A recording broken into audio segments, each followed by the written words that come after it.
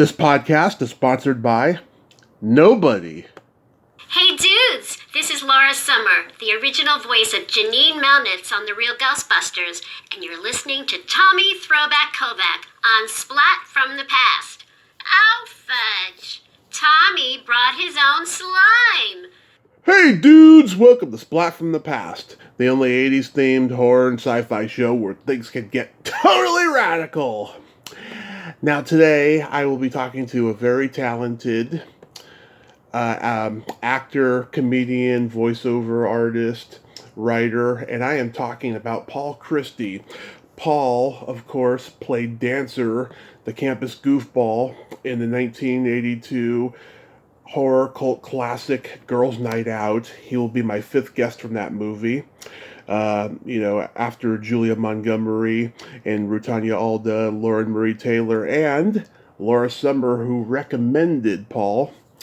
He also went on to help Meatloaf write some songs for some of his 80s albums. He also had an improv group called The House Band after performing stand-up comedy in New York, and he's gone on to do voiceover work as well. And it's going to be a great conversation today. I love talking to people whose careers are eclectic and have many layers to their careers, and it's going to be a great talk today. So yeah, here is my interview with Paul Christie.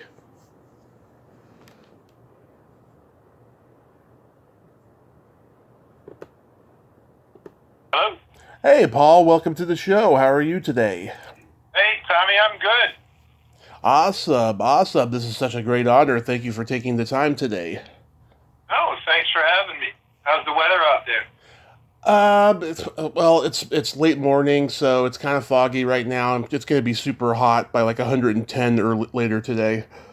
Yeah. Yeah, we're a balmy like 90, I think, or 91 or something like that.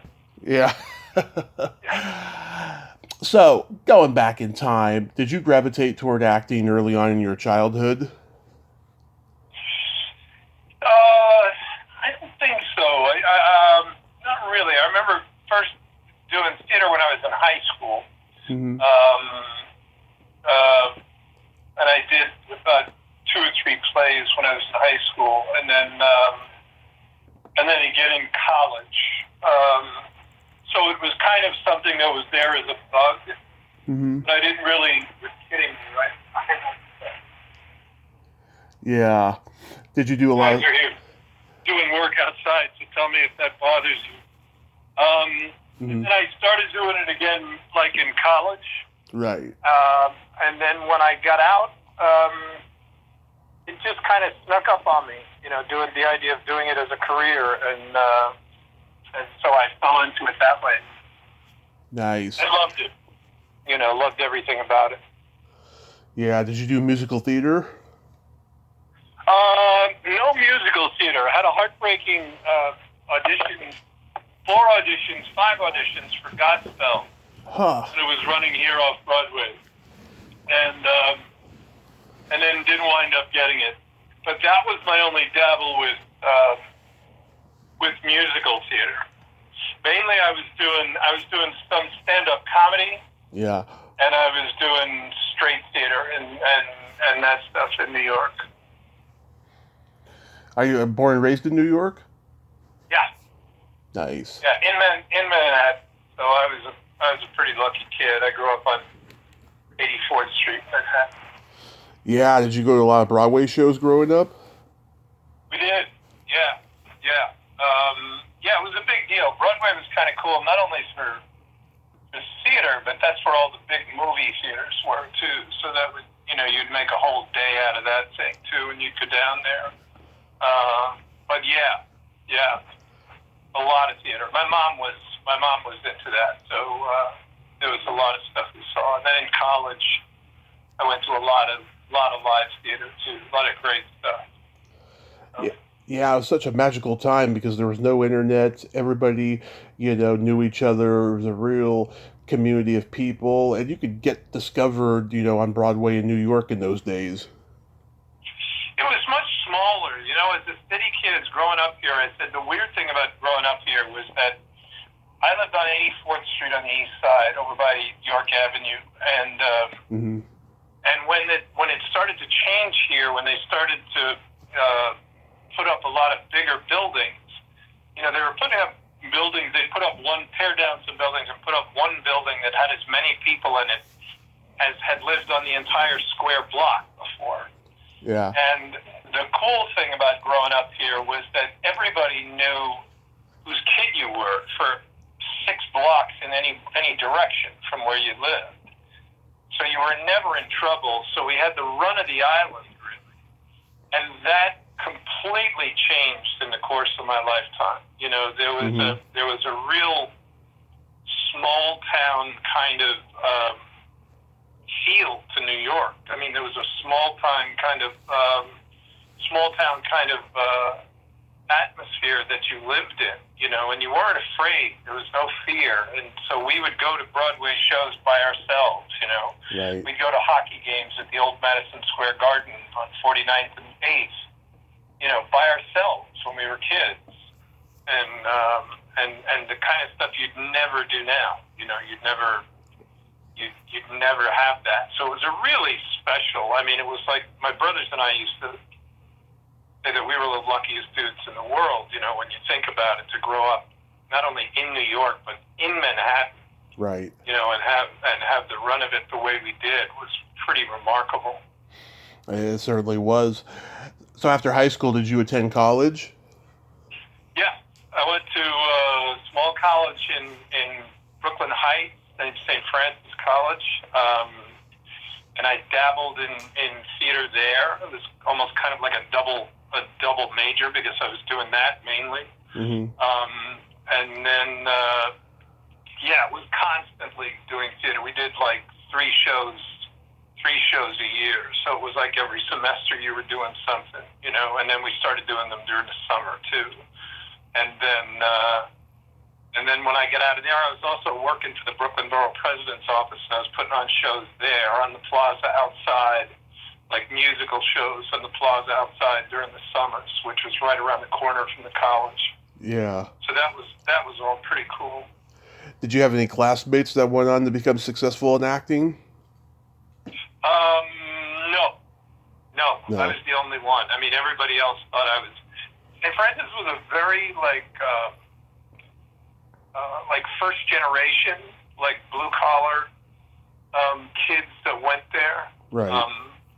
So it really wasn't, the idea of going into the theater or being an actor was like you might as well have had 3 feet or 3 years. Mm-hmm. But I didn't, I didn't see anything else that I wanted to do, and I so loved doing that. Put it this way: when I would give up my Friday night, Saturday, and Sunday every weekend, just Mm-hmm. about for the entire semester, to rehearse for these shows that we were doing, I knew and my family knew that it was something that I was in love with, and that I wanted to do. Mm-hmm. Did you take any journalism classes? Because I noticed you were later a contributing editor for Crawdaddy magazine. Yeah, no, I was an English major. That was one of my majors, but that came about. I years later, I was working in a restaurant, as all actors do, mm-hmm. and I met a guy named Dennis Boyles, who was he was a terrific writer for Crawdaddy, and he just turned me on to that. He just, he thought I was funny, and wanted me to write something for the magazine, and then I started writing, for them. In fact, I wrote the crazy thing is the first piece I wrote, he wanted me to write an article about turkeys for Thanksgiving, and so what he meant was, like Tommy's a turkey because, and Paul's a turkey because, and I took it literally. So I wrote the only piece of fiction that, this little short story that Crawdaddy has ever, like a little essay that Crawdaddy has ever published, and I think it was only because it was too late. They had to go to press, like in 20 minutes, and it was too late to find anything else, so they put mine in. That's the one piece that I have framed on a wall here still. Nice. Yeah, that was also a time when America was changing during the Vietnam War, and humor was getting more irreverent and edgy, and everyone had something to say, And nowadays, of course, we have the internet, and everybody has something to say now. Yeah, yeah, and you hit it spot on. It's like there's too many people with too many things to say and too many, you press send and all of a sudden, something that you and I were talking about with each other is now with 50,000 people commenting on. It was a terrific period of time. I mean, the whole Crawdaddy, Village Voice, Rolling Stone, era. I mean, it was just a really incredible period of time. And, I was just talking the other night with some people over dinner and people about how stressed out, young people are today. This generation is really stressed. And I said, man, when I got out of college, when I graduated, the year I graduated, I told a story about how me and another guy, one of my fraternity brothers, went around the corner to pick up the afternoon paper. Mm-hmm. And you lived with this threat of, you were going to college, but once you were out of college, you were going to be 4A again. And odds are you were going to Vietnam. Both of my older brothers had gone and were wounded and sent home. Mm-hmm. And there was an afternoon when they instituted this draft lottery where the war was winding down to a degree and they weren't drafting as many people, and you would be drafted depending on your lottery number. And we walked around to get the afternoon paper, and the dates and everything were still unscrambled. And Vinny, the guy I went to, he picked it up and I picked it up. We both opened the page. My number was 336. Right. Which is life-altering because it meant I would never have to go. Odds are I would never have to go there. And Vinny's was 3. And, he then made a decision almost on the spot that he was going to, instead of waiting to be drafted into the Army, that he would join the Air Force. And I didn't find out until years later he wound up making it his career, Yeah. But it was a decision, and I said, man, you want to talk about pressure, or you want to talk about a strange period of time to grow up in. I'll go toe-to-toe with you on that one, because that was pretty crazy stuff, Yeah. So how did you get cast in Girls' Night Out? I was doing a lot of stuff, a lot of, a lot of theater around this city, and I started doing a lot of television commercials and radio and voiceovers for stuff. Mm-hmm. And then there was a woman named Marcia Schulman who I used to audition for all the time. She was terrific. And she got this film. And the original idea that, was sold to me with the film was going to be a combination of Friday the 13th and Animal House. Mm-hmm. And there was a guy named Greg Salata who I was friends with. And we were close and we were funny together. We worked really well together. And she called me in one day and she said, I have these 2 really insane characters in this film. And is this something you want to come in? And I was like, hell yeah, and that's the way that happened. And then we went in and we got it together, Yeah. And that was where that started.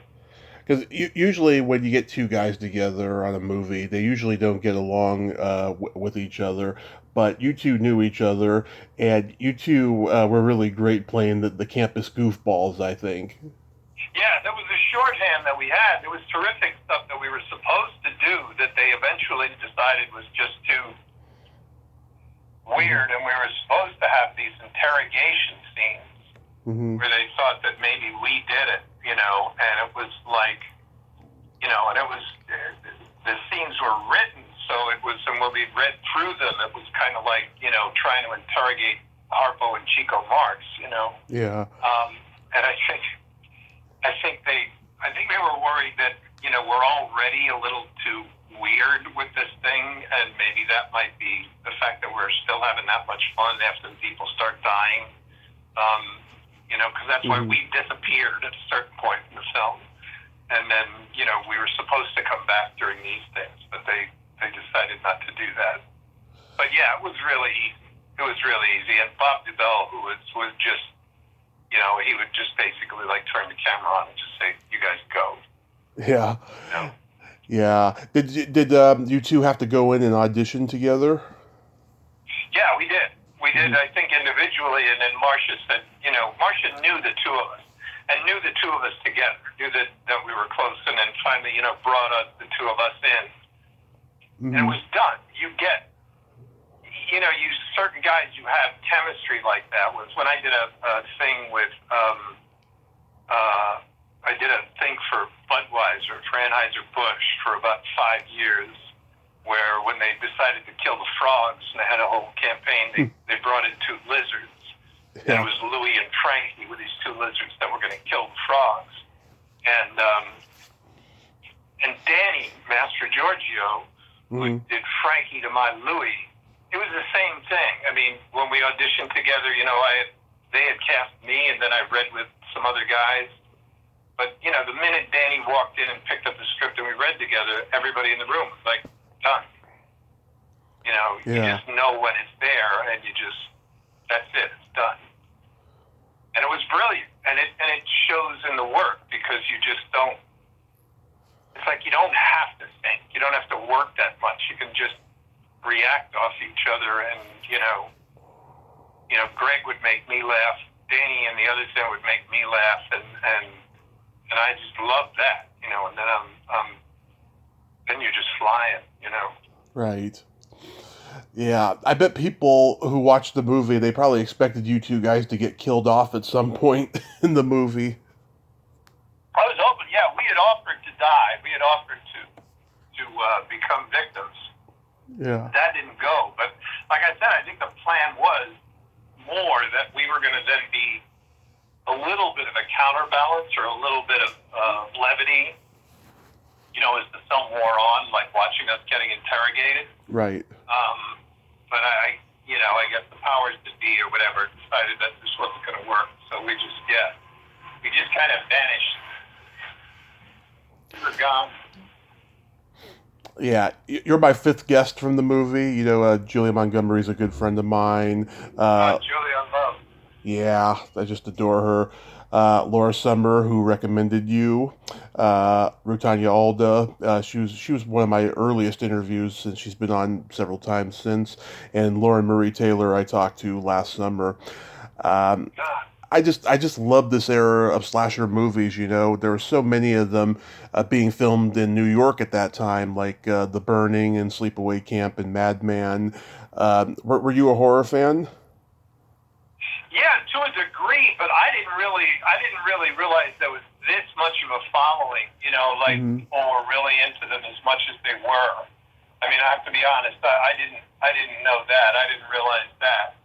Yeah. And even the reaction to this film. I mean, over the years, they're like, "Yeah, I did this film called that," and then all of a sudden, it's like people are like rabid fans and know it line by line, and you go, "Man, I had no idea," But it was, again, it was the same thing, man. Creatively, it was a fun period of time. I mean, it was a really cool period of time, Yeah, back then, horror was kind of looked at as the bastard stepchild of the business. They kind of put it in the same category as porn in those days. Yeah. Everybody was watching it, but nobody wanted to admit they were watching it. Everybody was producing it, but nobody wanted to admit they produced it. I know there's so many people. There's so many people who's still embarrassed that they were in horror and stuff. But the ones who got out of the embarrassment, they were informed, that horror has gone mainstream and it wasn't porn after all. Oh no! I mean, it's the same. It's the same kind of nonsense, man. That years ago, when people wouldn't do commercials. Right. If you're a name actor, you wouldn't do commercials. You do them, and hypocritically again, you do them like Olivier did would do commercials. He would do, like he did one here for Kodak. Mm-hmm. It could play anywhere in the world except in the UK. He didn't want his image tarnished in the UK because he was mainly considered himself a theater actor. And so, he would do this stuff. And even now, if you go to Japan, everybody from Leonardo DiCaprio to everybody, Paul Newman, everybody in the world has done commercials in Japan. Right. Or in different places around the world, but they just don't want them done here. And I think, a lot of times these films are the same thing. It was like everybody likes them. It's like some reality TV now. It's like a lot of stuff.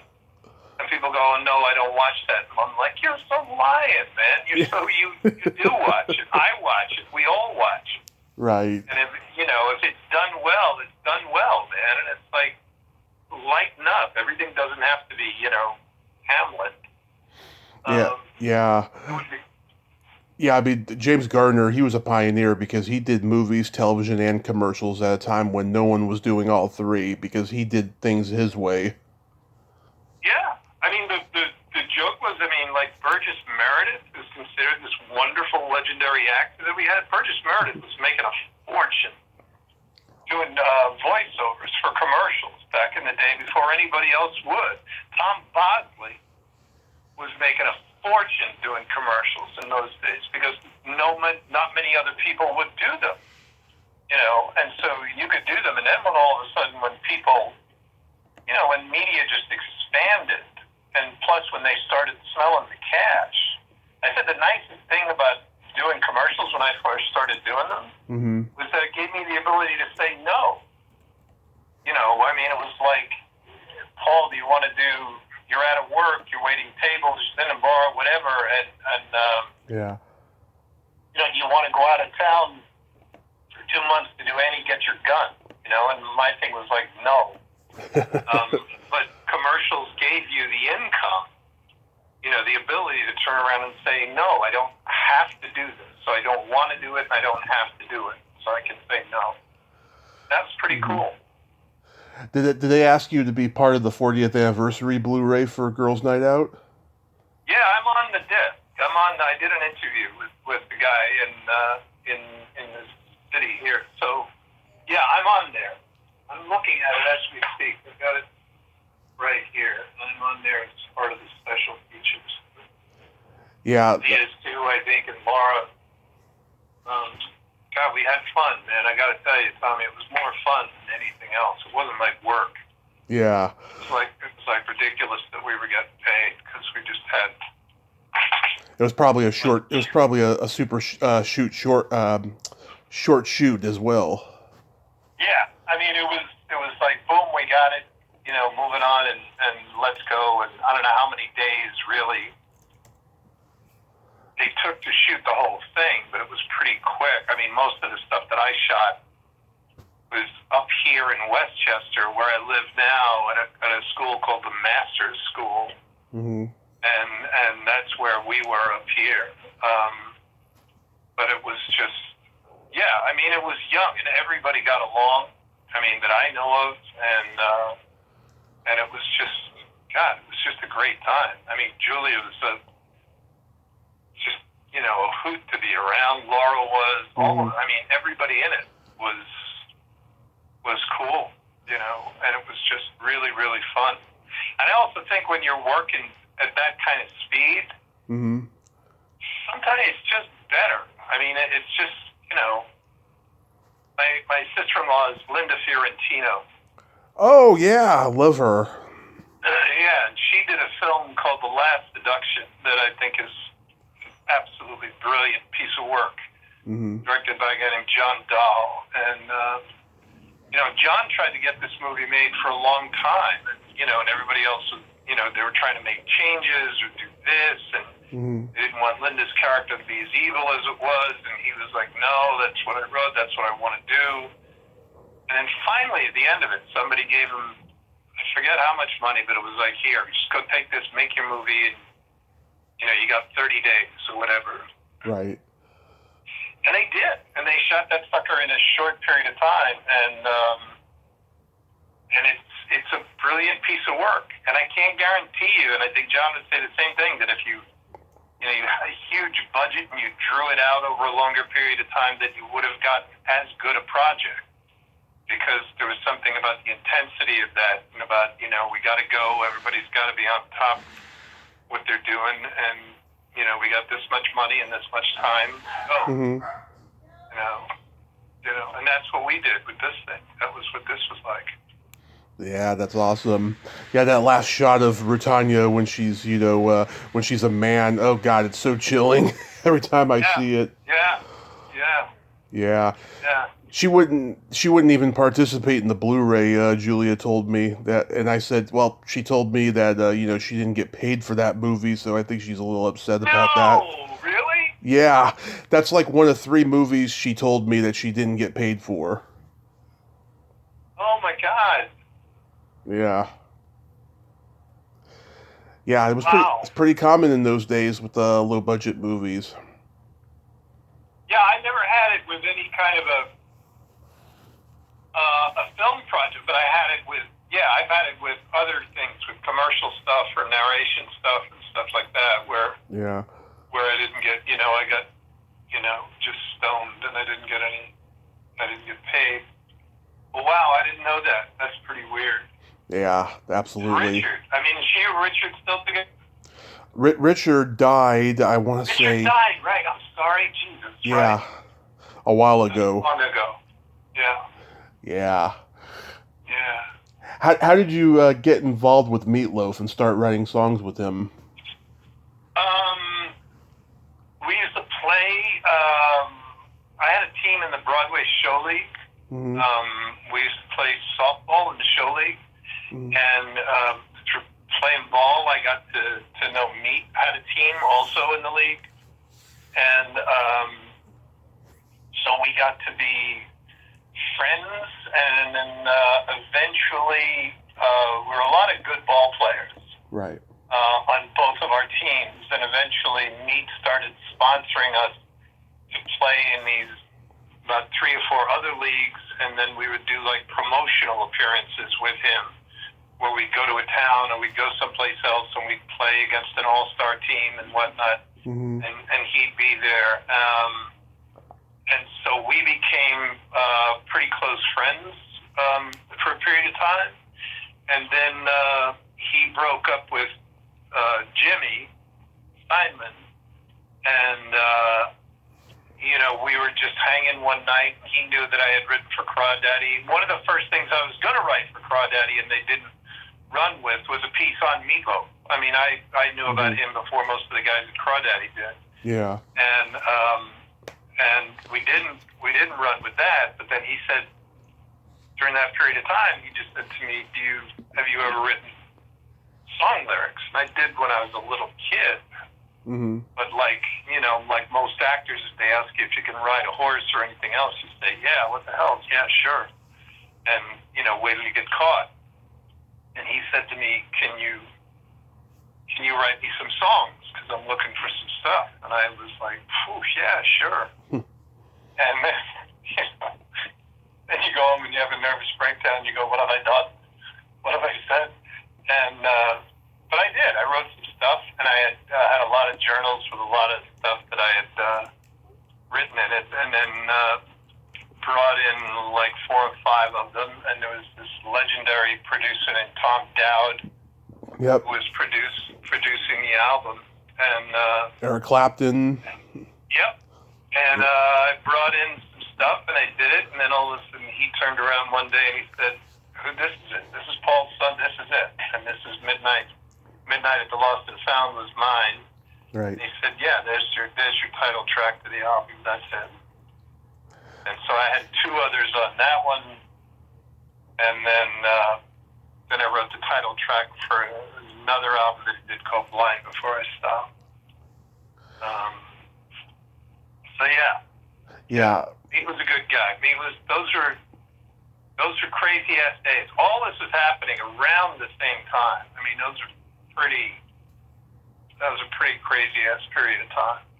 A lot of late nights. Yeah, I just realized something that, Nobody imitated him. He was a true original. He had this, wonderful combination of rock and roll and musical theater, and he was using the aesthetic in a way that no one else did or since. He was truly remarkable. Well, I said, when I first saw him, somebody turned me on to something that he was doing, and then he did As You Like It in the Park with Raul Julia and Shakespeare in the Park, where he sang a little number in the song, and I was like, wow, and his name is Meatloaf, and they're doing As You Like It. It occurred to me recently because they're doing As You Like It this summer in the park, and it made me think of him. But I also saw him do a concert one night. I think it was at the Bitter End downtown, where his mic went out. If you knew the business, you knew what happened. His mic went dead.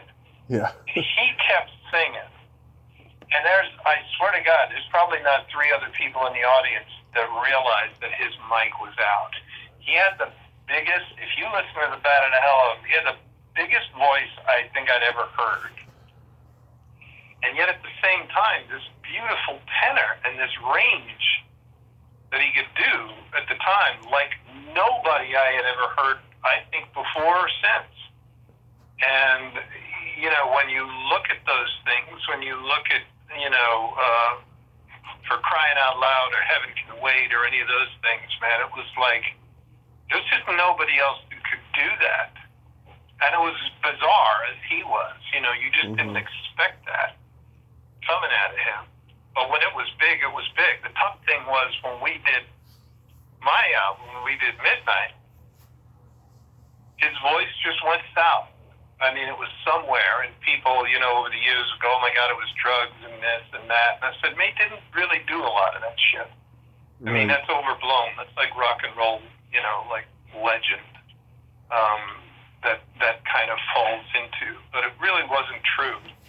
And something happened just with his voice, and he never had that same kind of power and range again that he had on the first album.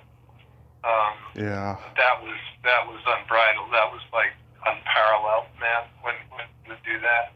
So that's how that all came about, So we were pretty close, but then, our lives changed and he moved on, and I hadn't seen him in a long, long time, and I was heartbroken when I got the news this summer.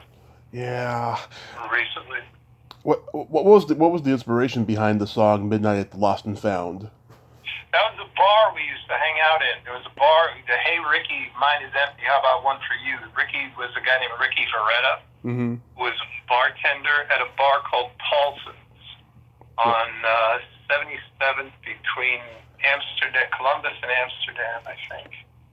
And we used to play in like 2 or 3 of these night leagues that Mead sponsored us in, and then we would finish the game and we'd all wind up there.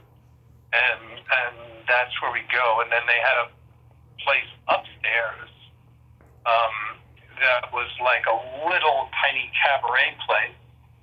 And they would close the doors downstairs, draw the shades upstairs, and we'd all go upstairs and we'd hang out.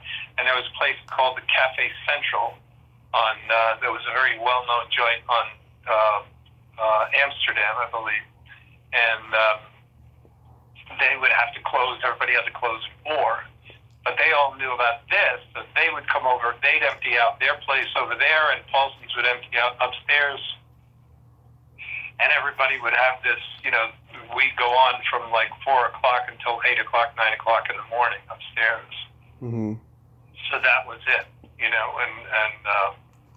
it was kind of, to me, it was just kind of like the lost and found. It was the strangest collection of people that, like you had Hell's Angels that would come in that we did meet, we did this film called Dead Ringer. And so the Hell's Angels were hanging out there for a while. I remember sitting at a table on another night, and, this woman next to me just says, asked me the thing, and I said, I turned around, I didn't even look, and I turned around, and she said, hi, I'm Liza. And I said, oh my God, yeah. I'm Paul, I think I know who you are. Yeah. And it was that. you know, it was that kind of crazy. Because I was like the bar from Star Wars, you know, Yeah. and it was like crazy. It was every single night in the week was like that. Wow. Yeah, that was the inspiration for that. It's a great song, very underrated. I also like Yeah. Blind Before I Stop is great too. A nice little piece of mid-80s hard rock. Yeah. He was good. It was tough because me, you know, got to a point where he was as good a guy as he was at times as terrible a businessman as he was. He would burn an awful lot of bridges behind him, you know. Yeah. Unfortunately. And so I mean, the latter years or the last few years, even I was around him, and then we were in touch. I mean, he just seemed to be always buried in lawsuits. Like this film Dead Ringer that we did was, you know, Cher. It was where he did the duet with Cher that you can still pull up on YouTube. There's a lot of them in there. The More Than You Deserve is in there. There's a lot of stuff on YouTube, the videos that we did that were scenes from the film that we took that were there, but then he was having a fight with his ex-managers, and I was actually with him in a screening room one day where Robert Altman was there to see, Alan. I can't remember Alan's last name. Alan was the director, and he was Robert Altman's protege. Oh, Alan Rudolph. Yeah, we were just about to start to do this thing. No, Alan Nichols. Sorry, Alan Nichols was the director. Okay. And we were just about to start, and somebody came in and said there's a court order to stop the screening and you can't do this and whatnot. So that was the way his life was going then, you know. Yeah. So, you know, just like you, I did stand-up comedy. What year did you start doing it? God, I forget. I think it was like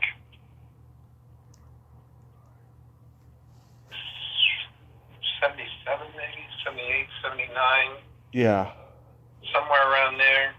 And it was fun. It was the kind of thing I really enjoyed it. I never did the same thing twice. Yeah. Which was kind of taxing. But I enjoyed it. But then for me, that was just a lifestyle. You know, the hanging in bars and waiting all night, going on, and you know, and it was just, Yeah. to me, that was the lifestyle that would just kill you. I mean, and it just didn't, you know, after a while, it just didn't appeal to me at all. I mean, I liked being up and doing it, but, you know, it was like if I could have called up and said, I'm going to come up at 8:15 and I want to go on at 8:15 and be out by 8:45. You know, I really could have done that, but that's not the way the world worked or the business worked. Right. And just the waiting and you know, I mean, it's also really susceptible to just drinking more than you should and doing other shit that you shouldn't be doing. And you know, it was just it's a hard life, man. And very few guys, people think, you know, it's easy. Some guys, you hit it, and Billy Crystal becomes a superstar. Yeah. Or, you know, Robin becomes a superstar. But man, that's very few and far between. It's like actors too. It's the same kind of thing. There's a lot of guys out there doing it. And what they're doing is you know, a night in Trenton, New Jersey, and then they're going to Baltimore, Maryland, then they're going to Wisconsin, then they're going over here, and then they're going over. And that's a hard life, man. Yeah. I just didn't like the toxic tribalism of it. It got worse by the time my generation came around. It was just a lot of backstabbing and just the political shit. I just didn't like it. Yeah. Yeah. There's a you know, an old story about Robin Williams. Some guys took him out, you know, I think it was at the Improv out in L.A. and literally did a set and they, you know, dragged him out and were going to beat the crap out of him, or threatened to anyway. Yeah. Because he was stealing stuff. You know, he was stealing guys. And then he'd go on a Tonight Show. He'd do a bit you had worked on for 2 years. Yeah. And it was Robin Williams' bit. And, you yeah, I mean, it was not fun, but I got to tell you, that the same thing, that same kind of thing that you're talking about, is the same kind of thing that eventually turned me off with really pursuing the music end of it more than I did after I did the stuff with me. Because, man, when it came time to, you could be in the studio with like a dozen people that you thought you knew really well. And then when it came time for the contracts to be signed and the song to be divvied up in terms of shares, in terms of who gets what share, I mean, it was like bloodthirsty like nothing I'd ever seen. It completely turned me off. Completely turned me off to the whole thing. Because it was like, that was where, and then you realize that was where the money was. Comedy, the jokes are where, the Tonight Show is the ultimate, getting on there. You do whatever you had to do and steal whatever you had to do to get on there. And with music, it was the same thing. When you divvied up the rights to it, that was where the money was, and that was where it got ugly. It got really ugly. Were you playing like Catch a Rising Star and the comic strip and all those places?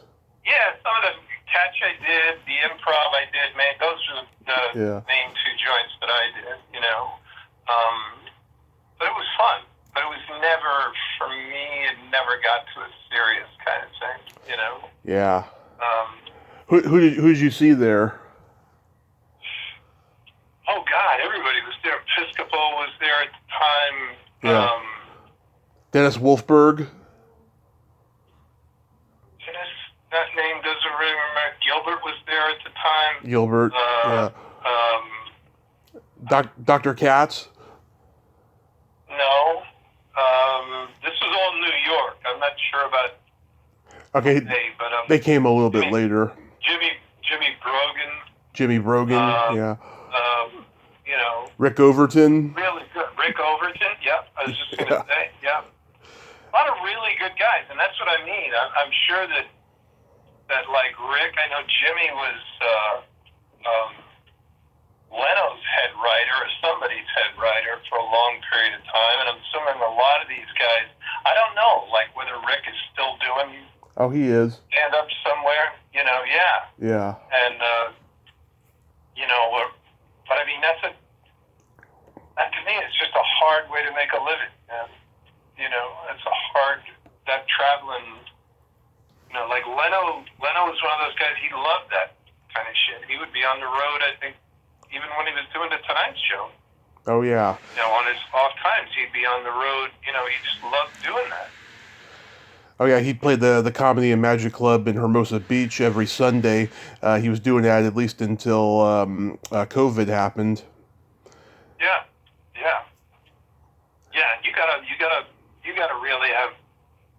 You gotta really have that coursing through your veins to do that. I mean, and I didn't have that. I just didn't dig it that much.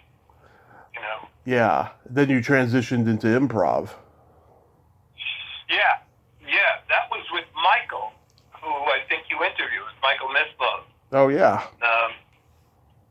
We did there was a joint that opened up called Stand Up New York. It's now one of the big, better clubs in the city. And a guy named Terry Hoffman opened that place, and he wanted a group. He wanted an improv group. So I had done it with a lot of other people over the years, and then Michael Mislove, who's former Ace Trucking Company, Michael I knew well, and he said, "Do you want to do this?" And I said, "Yeah." I said, "Who else you got?" And Nellie Bellflower was his wife was also great. She was there, and God, who else? Alice Clayton. Oh, yeah. Yeah, I mean, Alice was part of the thing. And then, we were there every Monday and sometimes Tuesday nights. We were and then we were the house band. That was the name of the group. And we played that probably for a year or two, I think we were there. That was great fun, man. That was improv is one of my favorite things in the world to do. Yeah, I did some improv games in drama class in high school, and it turned me off. I was like, God, I can't do this. This is just, it's kind of embarrassing when you can't think on your feet like that, you know? Yeah, if the people are good, I mean, and that's the way my brain. That was why stand-up was tough for me because I never wanted to do the same thing twice.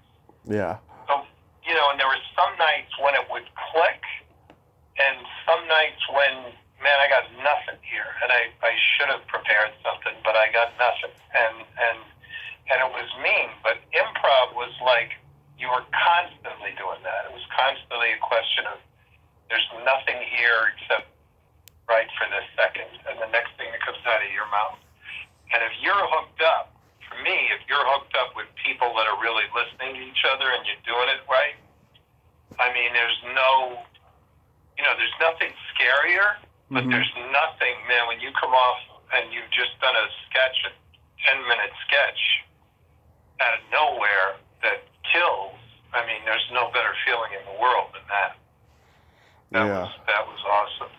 I mean, guys like Robin and Jonathan Winters. I mean, they could take that improv aesthetic and put it in stand up in a way that no one else could. I mean, it's a very specific kind of thing. Yeah. But it's also working together. Robin was good working by himself. Robin was not always great working with somebody. Yeah. I used to watch him sometimes. He would come in, and he used to come in and love to work with Gilbert at the improv, and you would watch them together. And Gilbert was actually better because Gilbert was much slower. Gilbert would just play off something, but Robin was always like, there was no speed with Robin except 140 miles an hour. And at times, when you were watching him, he would make that work for him. But if you were playing off him, it could be hard to, you have to be everybody trying to go at the same speed, and his speed was always super, super fast. So that was tough. But if everybody's at, 78, or everybody's at 33 and a third, or everybody's at 45, then, you're at the same speed. It's pretty cool. It's great for an actor, too, because it really teaches you. Yeah. You gotta listen. You have to listen to what's being said. You can't jump the gun and jump in front of something. There's nothing worse than an improv person that's not listening. Yeah. You're standing there going, "Oh my God, it's so hot today," and they come out in an overcoat and say, "I'm freezing." You're like, "All right, I would just shoot him." Whoever came out and broke it like that, I would just immediately pull out a gun and shoot them, kill them. Yeah. There's one gal who used to do it sometimes when it was in our group. I can't remember her name, and she'd come out and she'd do that, and I'd just shoot her. Yeah. And because I shot her, she'd have to die, so she'd just be laying there for the rest of the bit on stage. And she'd get mad, and I'd say, "Well, you can't come out. You got to listen, man. You can't come out. We were just all talking about how hot it was and how beautiful it was at the beach, and you come out and say I'm soaking wet. It's raining. Sorry, you're dead." What made you get into voiceover work? I think that was a product. The more I think about it, over the years now, I think I grew up in Manhattan. Yeah. When you grow up, and like I said, when I was the East Side, where I grew up over on 84th Street, was very German. It was very Hungarian. It was very Irish. It was, there was just a lot of everybody. And when you were around the city, the cool thing about being in the city was that you heard everything. You heard Indian accents and Pakistani accents and Italian accents and this. So, as a kid, I just loved the sound of all that stuff, and I was really good at doing it. When I would sing, even with my oldest brother's 45s, my thing in my head was that I always thought when you sang along with something, you were supposed to try and sound as much like the 45 as you possibly could. And I was doing that without thinking about it. I thought that's what everybody was supposed to do. And I think that's what gave me, later on in life, the flexibility with my voice to do what I do. And so I started in radio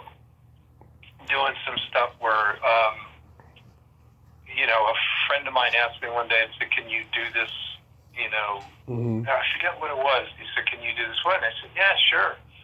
And I went in, and then, you know, one thing led to another,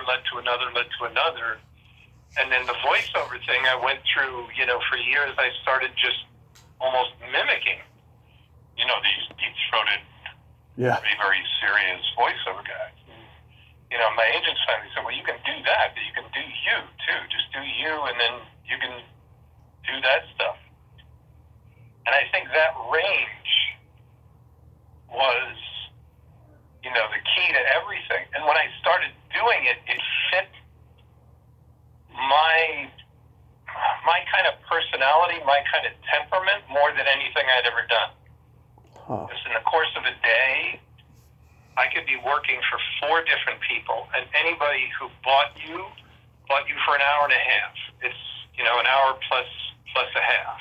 Yeah. And so, you know, I'd be doing this job, you know, I'd be working for Domino's, you know, 9 to 10:30, and then I'd run, and at 11:30 I'd be working for Chrysler, and then somewhere else I'd be working for Budweiser.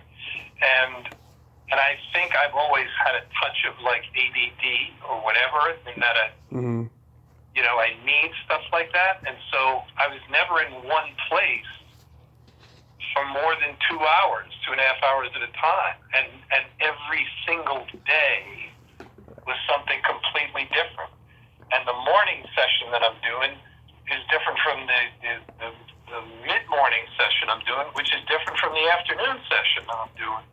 So the challenges were always completely different. Mm-hmm. You know, like night and day. And then tomorrow was going to be the same thing. And you were walking out of the house unemployed every day.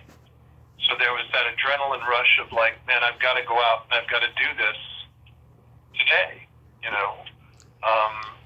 And that was a hoot. And then it just exploded for me in a way that,